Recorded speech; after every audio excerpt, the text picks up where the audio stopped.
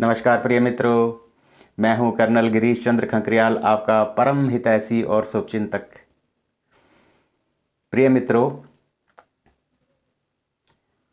बाबा भोलेनाथ से मैंने एक सिंपल सा प्रश्न पूछा कि बाबा, आप भांग पीते हो, भांग में और रम में मुझे कुछ अंतर बता दीजिए।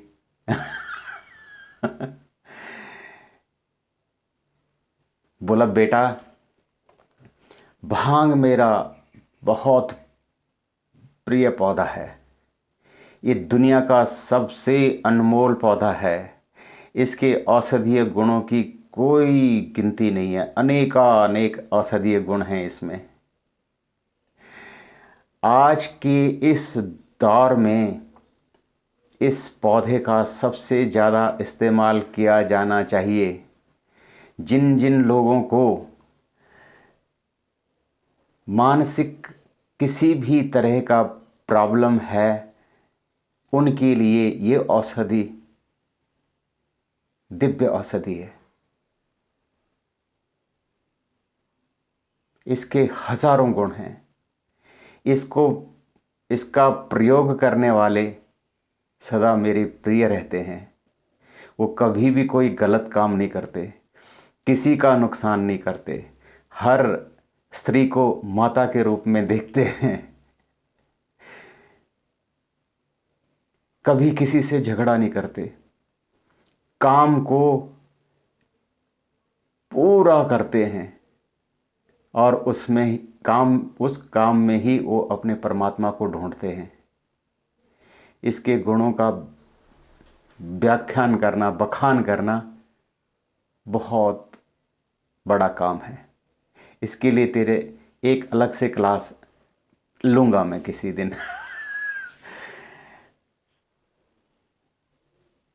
तो मैंने बोला, फिर रम के बारे में भी बता दीजिए। बोला, रम बेटा, तुम तो फौजी हो। रम केवल उन्हीं लोगों को इस्तेमाल करनी चाहिए जो बहादुरी का काम करते हैं। उनको ये बिल्कुल ज़रूरी है। रम मतलब रेगुलर यूज़ मेडिसिन। कितनी मात्रा में लेनी है वो सभी फौजियों को पता है।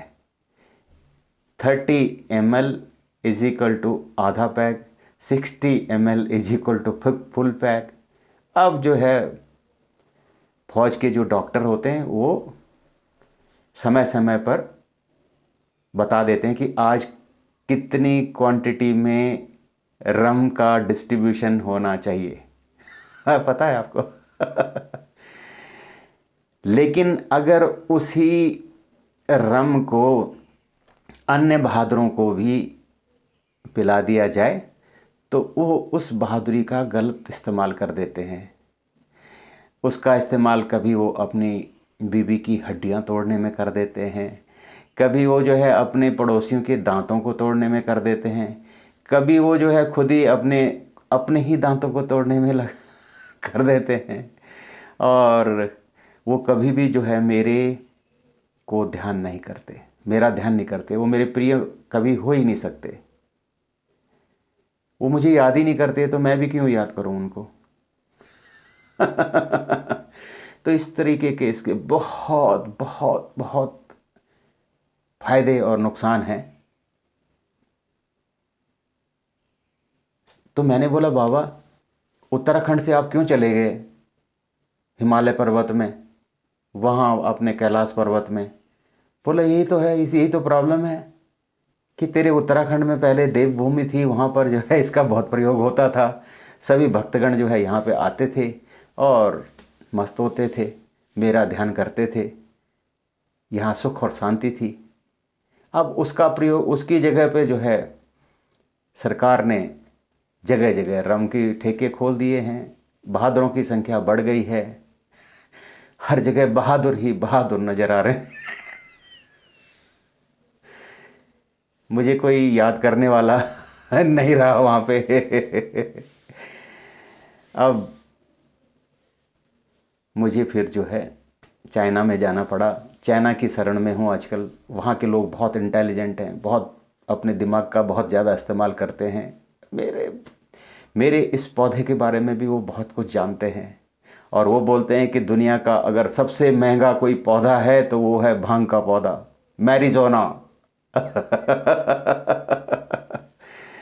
इस मैरिजुआना को कितने उपयोग किया जाता था हमारे उत्तराखंड में। इससे कपड़े बनते थे, इससे मतलब ईंधन का इससे इस्तेमाल हुआ करता था। शिव जी के नंदी को बांधने के लिए रस्सियाँ इसी से लाते थे, घास के लिए रस्सियाँ जो इसी से बनती थी, घास लाने के लिए अनेक प्रयोग होते थे इसके।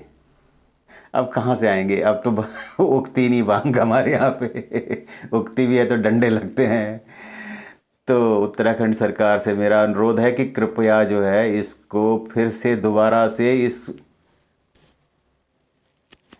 इस अनमोल जो मेरे शिव जी का पौधा था, उस अनमोल पौधे को दोबारा से उगाने की कोशिश करें। भले उसके ऊपर जो रिस्ट्रिक्शन है, वैधानिक जो भी कार्रवाइयाँ हैं उसको लगाइए, लेकिन ये यहीं पर होता है ये पौधा, और इसके गुणों के बारे में ज़रूर आप जानें और रम और इसके प्रयोग में अंतर भी समझिए। मेरा कोटि कोटि प्रणाम।